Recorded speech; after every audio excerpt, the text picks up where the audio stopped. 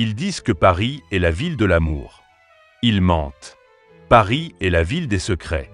Des vies qui se frôlent sans jamais se toucher. Des regards échangés dans la lueur des réverbères. Des histoires qui naissent et meurent entre les murs des immeubles haussmanniens. Je m'appelle Adrien. J'ai 24 ans, des mains qui sentent encore le cuir du volant et les nuits blanches. Je suis chauffeur VTC. Ma vie se déroule derrière un pare-brise, entre les courses, les clients ivres et les rues désertes de 4 heures du matin. Elle, c'est la femme de l'appartement du dernier étage. Celle avec la vue sur la tour Eiffel. Je ne l'ai jamais appelée autrement que Madame Dubois au début. Un nom trop banal pour une femme qui ne l'était pas. Elle s'appelle en réalité Chloé de Saint-Clair. J'ai vu son nom sur l'interphone en or massique. Un nom qui appartenait aux pages Society de Paris Match. La première fois que je l'ai vue, c'était un soir de décembre. Il pleuvait des cordes.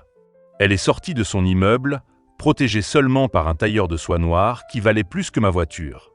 Elle avait cet air à la fois fragile et impérieux des femmes qui ont toujours été servies. « Bonsoir, Adrien » a-t-elle dit en glissant sur la banquette arrière. Sa voix était un velours, usé par les années, et j'allais la prendre, le cognac et la solitude. J'ai simplement hoché la tête, les doigts serrés sur le volant. Comment connaissait-elle mon prénom? L'application, bien sûr. Pourtant, la façon dont elle l'avait prononcé avait semblé intime. Le trajet s'est déroulé dans un silence lourd. Je sentais son parfum, du santal et de l'iris, envahir l'habitacle. À travers le rétroviseur, je voyais son reflet. Elle fixait la pluie sur les vitres, mais ses yeux, d'un vert pâle et troublant, ne voyaient pas la ville. Ils voyaient autre chose. Un passé? Un fantôme? Vous conduisez bien, a-t-elle finalement murmuré alors que nous approchions de l'opéra. Avec délicatesse. La plupart des chauffeurs sont des brutes. Je n'ai rien répondu. Que aurais-je pu dire? Merci, le compliment d'une femme comme elle me brûlait la peau. Cette course a été la première d'une longue série. Tous les jeudis soirs. 20h30. De son immeuble du 16e arrondissement à l'opéra, puis retour à minuit pile. Toujours la même robe noire. Toujours le même parfum. Toujours la même mélancolie qui la suivait comme un second manteau de fourrure. Un jeudi, elle est sortie plus tôt. 19h. Et elle n'était pas habillée pour l'opéra. Elle portait un jean et un simple pull en cachemire.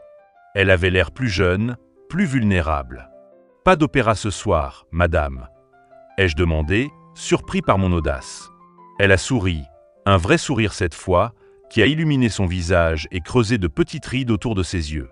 Des rides que j'ai trouvées magnifiques. « Non, rentre chez moi, Adrien.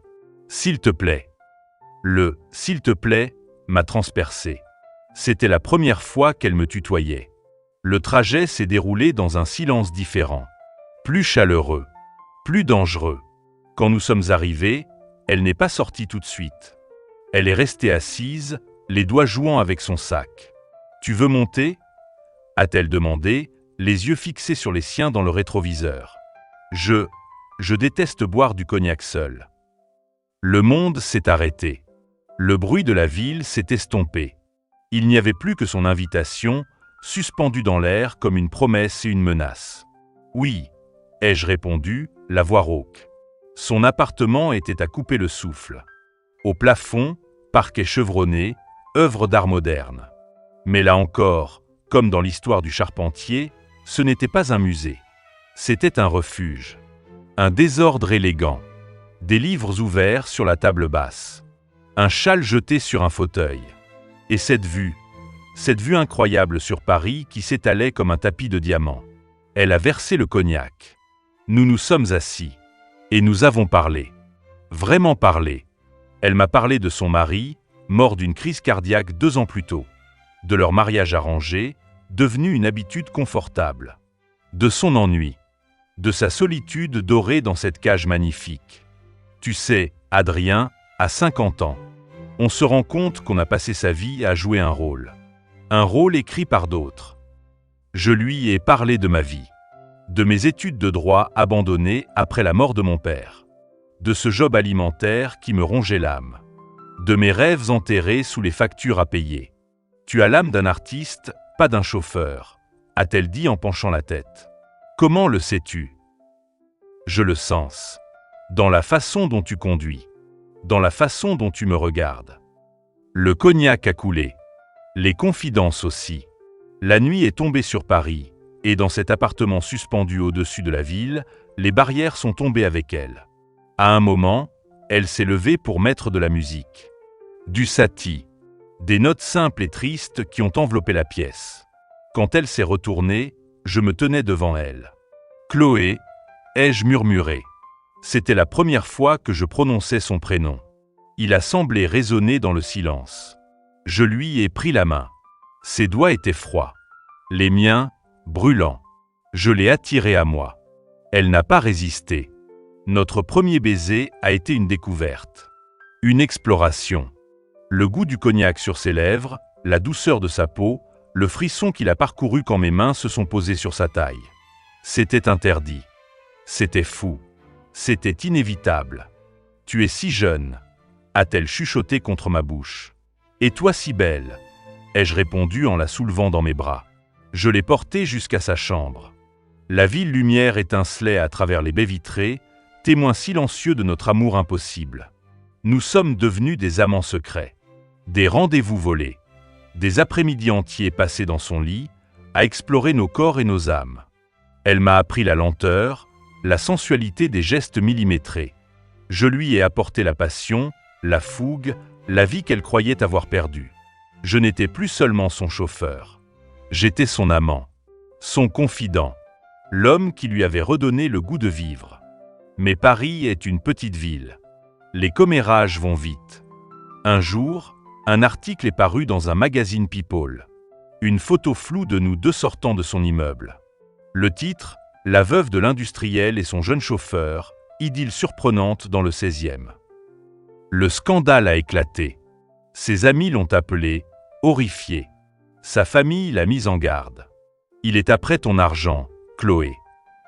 Il a ton âge, mon Dieu.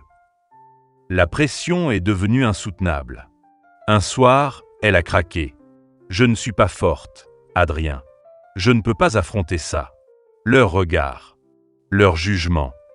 Qu'est-ce que leurs regards peuvent bien faire? Ai-je crié, la colère et la peur au ventre. Je t'aime.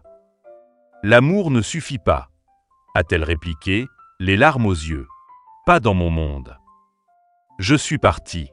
Cette fois, je suis parti pour de bon. J'ai arrêté de travailler pour elle. J'ai changé de numéro de téléphone. Je me suis perdu dans Paris, espérant que la ville avalerait ma peine. Les semaines ont passé, puis les mois. J'ai repris mon travail, devenant un fantôme parmi les fantômes de la nuit. Mais son souvenir me hantait. L'odeur de son parfum dans ma voiture. Le goût de ses lèvres dans mes rêves. Un soir de printemps, alors que je déposais un client près de chez elle, je l'ai vue. Elle sortait de son immeuble, seule. Elle avait maigri. Ses épaules étaient voûtées. Elle portait la même robe noire que lors de notre première rencontre. Nos regards se sont croisés à travers le pare-brise. Le temps s'est arrêté. J'ai baissé la vitre. « Bonsoir, Adrien », a-t-elle dit, sa voix brisée. « Bonsoir, Chloé ». Un silence. Puis elle a pris une profonde inspiration. J'ai vendu l'appartement. Je quitte Paris. Le monde a vacillé. Où vas-tu? Je ne sais pas. Loin. Peut-être en Italie. Elle s'est approchée de la voiture. Ses doigts ont effleuré la portière. Tu avais raison, tu sais. L'amour devrait suffire. Je regrette. Je regrette de ne pas avoir été plus forte. J'ai ouvert la portière et j'ai descendu. Nous étions face à face, sur le trottoir, comme deux étrangers. Et moi, je regrette de ne pas avoir compris à quel point c'était dur pour toi. Elle a souri, un sourire triste et tendre. Tu as été la plus belle course de ma vie. Adrian. Elle s'est penchée et a déposé un dernier baiser sur ma joue. Un adieu. Puis elle est partie, disparaissant au coin de la rue, laissant derrière elle le parfum du santal, des iris et des regrets. Je suis resté là, longtemps, regardant l'endroit où elle s'était évanouie. Paris scintillate, indifferent. L'histoire était finie. Mais dans mon cœur, elle continuerait à vivre, éternellement, comme ces amours parisiens qui naissent et meurent dans l'ombre des réverbères, trop beaux pour durer, trop intenses pour être oubliés. Cette histoire vous a touché? Abonnez-vous à notre chaîne pour ne rien manquer de nos prochaines histoires d'amour interdites.